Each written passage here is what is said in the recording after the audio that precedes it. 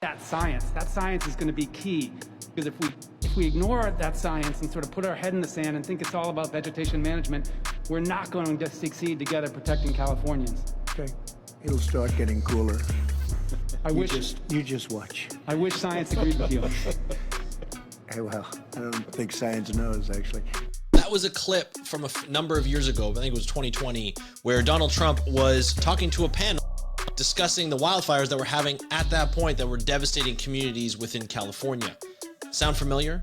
This is the problem with what's happening with wildfires. Climate change is causing things that we cannot control, and the Santa Ana fire that's happening in LA right now due to the Santa Ana winds is out of control, and it's really difficult to fight no matter how much water you have, no matter how many people you have, just because of the speed of the winds and how dry things are.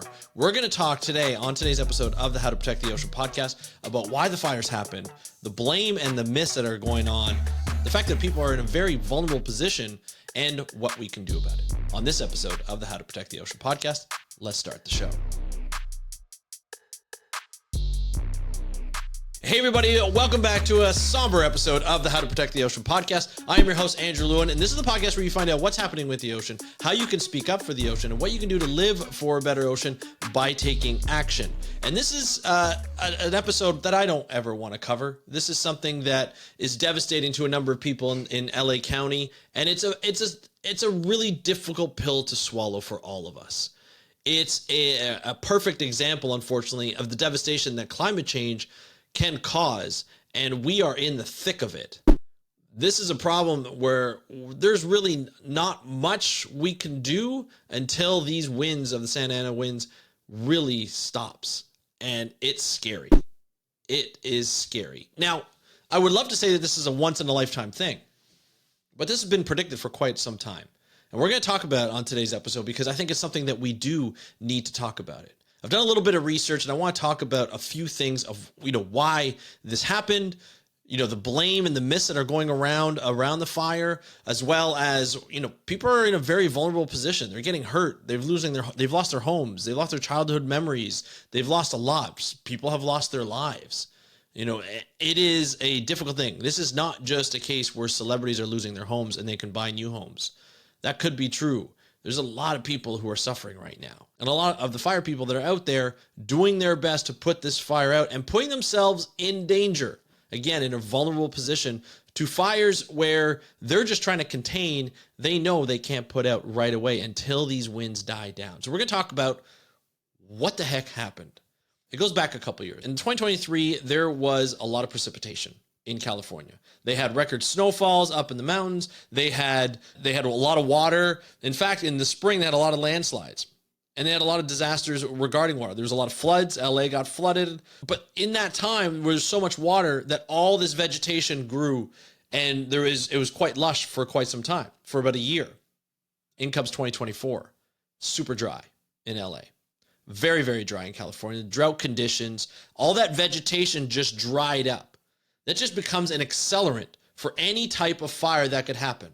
It doesn't matter how it started. Once that starts, if you get a bad wind, see where I'm going with this, if you get a bad wind, you're in trouble.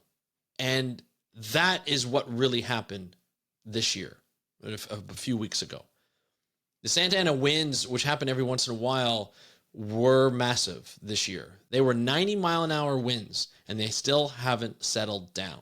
It's caused any type of ignition of vegetation to go widespread. There were reports of 5 football fields of area being covered within an hour. Just think about that. Think about how fast this fire can go. You've seen pictures, you've seen videos of the fires. You've seen what's happened before, what happened during, and what happened after.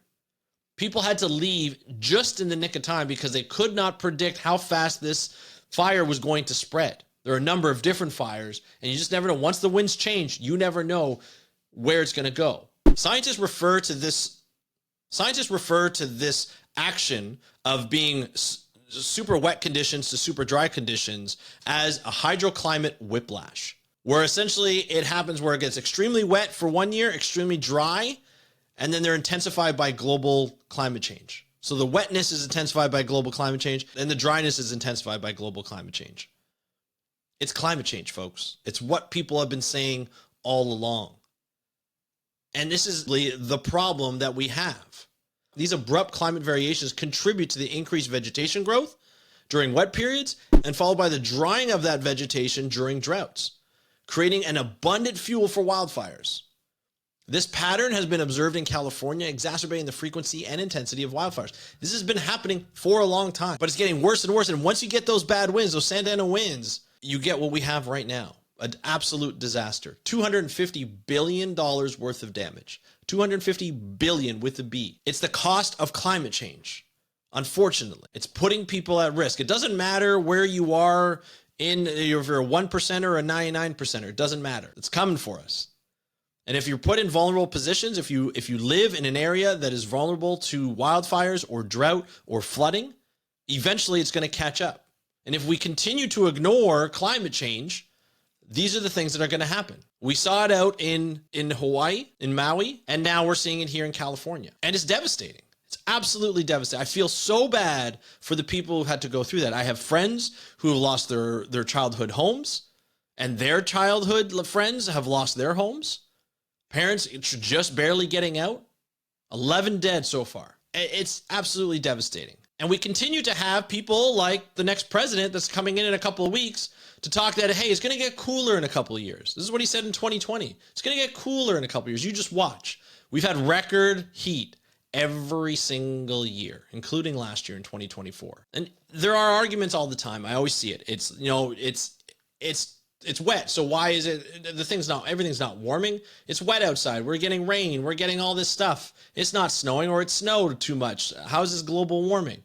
It's always the same thing. People believing in conspiracy theories. You know, it's government trying to control people. It's climate change. The scientists have been saying it for years, for decades. And we continue to just ignore the people in charge that we elect to be in charge, continue to ignore the signs, continue to ignore what people are going through. It's like they don't even care. All they care about is the money that they're paid to get in to power. And it's really interesting because when you see these disasters happen, the blame game starts to show up and all the myths start to show up. You know, the blame first going on the fire department, which why are you blaming the fire department when the fire department is the one that is out there trying to stop these fires from happening, which is virtually impossible. And you have, like, you know, the chief firefighter, who's a woman, criticized because she came out one time and said, yes, there will be, you know, the fire department will be focusing on making it a diverse, equitable, and inclusive workplace.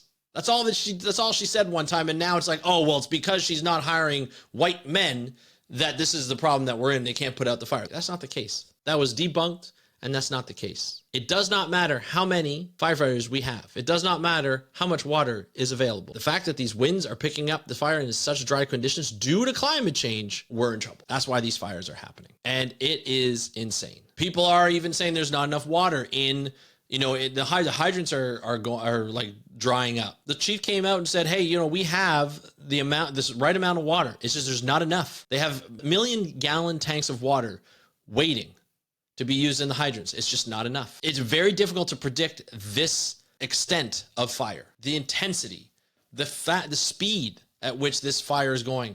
It is almost impossible to stop. And they just have to wait till the fires die down. And then unfortunately, people are in a vulnerable position because of climate change. This is what we've been saying. This is why scientists are so frustrated. There's data that comes out. We tell the people who are making money that are causing climate change say, you know what, we want to continue to make money. So we're just going to pay off the decision makers, and we're going to start putting out misinformation out there, and we're going to say, hey, you know what, let's not worry about climate change. It's not even real. Don't even worry about it. All this stuff the scientists are saying, they're just elitists. They just want to control you. It's nothing. It's insane.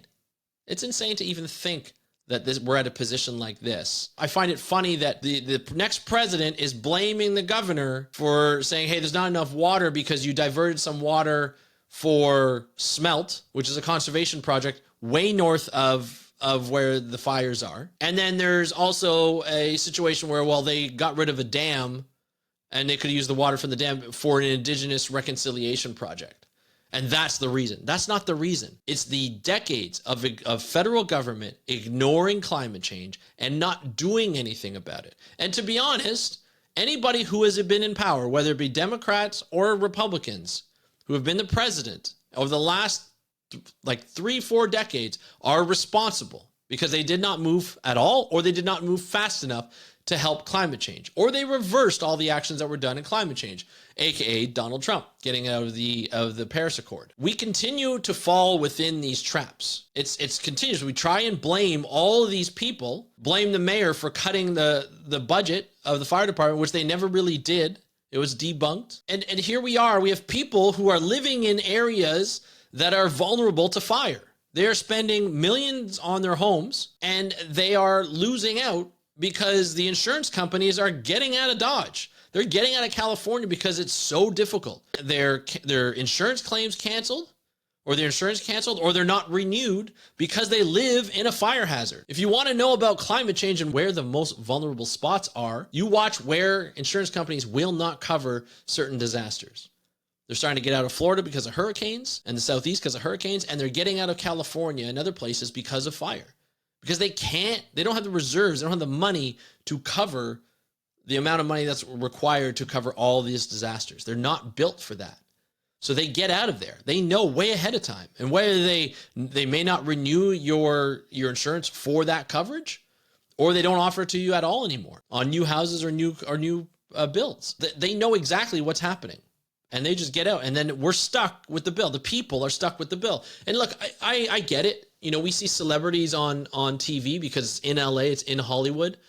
And people are like, oh, well, you know, these celebrities, they make, millions, tens of millions, hundreds of millions of dollars. Why should we care? They're going to be able to buy a nice house. Yes, I mean, obviously it sucks to lose a house.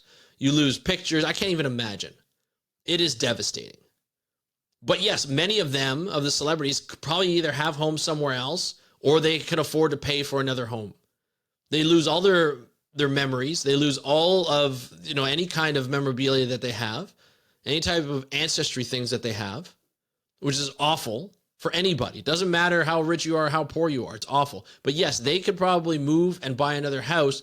And although it would affect their income, they'd still be able to have a house. It's the people who can't afford to move. That's where it becomes really devastating. They have no homes.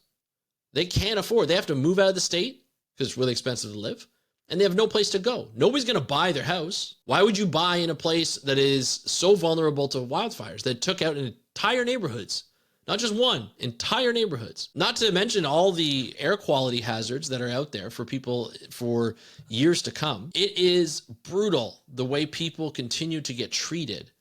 Yet we listen to politicians who deny climate change, who want to drill, baby, drill, and these things continue to happen. It's awful. Now, what can we do about it? The first thing is put decision makers in place that agree that climate change is happening and we need to do something about it like 3 decades ago. That's what we need to do. Put people into place who are capable of understanding the complexities of climate change and what need to happen. It's really it. That's all you have to do is use your vote.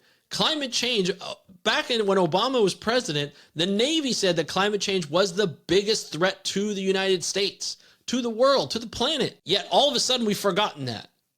No, they're just blowing out promotion. It wasn't even a big topic in the US presidential election. It won't be a big topic in the next election for Canada, other than taking the carbon tax away, which is a measure to combat climate change. It's unreal. Yet we continue to just fall into these traps. This disaster will happen. We'll follow it for a few months. We'll forget about it, just like we did to Hawaii. And then we'll continue with our way. And then we'll continue to vote people in who don't do anything about climate change when they're in power. We do it to ourselves. And I'm frustrated. I'm so sick of it. We just continue to do it to ourselves. And it's until we realize that climate change is affecting all aspects of our life, including the economy, we're going to run out of money. We can't always pay for these natural disasters. $250 billion. We have to change something. Things have to change. And if we keep ignoring it, we're going to keep having these happen. And there's going to be areas in the United States as well as around the world where we cannot live because it's too unsafe for people to live. And that's going to continue. That area is going to continue to grow, and we're going to continue to have problems as people are trying to figure out where they can live and where they can't. So it's an awakener. Although we've had these problems before, but people need to as people are donating money to the Red Cross and donating money to people to help them survive, maybe they should realize, like, maybe I should donate to campaigns of politicians who are actually going to do something about climate change. Because those are the ones we need. The scientists they're pretty much on board. They're like, climate change is happening, but the decision makers refuse to do anything about it or do anything about fast enough. Like, there's even criticism with the Biden administration that they're not working fast enough, including and with the Trudeau government as well. We just aren't doing it fast enough because we don't want to pay for it, but we're going to have to pay for it in one way or another. And it could be with our homes. It could be with our lives. It could be with just our countries. And it's not discriminating against any country. It's going after everything. So it's a rude awakening. I hate to start off the week like this, but it's something I thought I had to cover. I feel so bad for the people who have been devastated by these fires. And I'll put links down where people can donate to help people out in these fires as they continue to burn. And hopefully people can recover and find a way to live on, but it's going to forever change them. That's it for today's episode. If you have any comments or anywhere that people can donate, please let me know. You can hit me up on Instagram at How to Protect the Ocean. You can also, and I hope everyone is safe out there, especially our fans and our audience in the LA region. And I hope that everybody is just able to recover and get to a safe spot. Thank you very much for listening to this episode of the How to Protect the Ocean podcast. I'm your host, Andrew Lewin. Have a good day. I'll talk to you next time.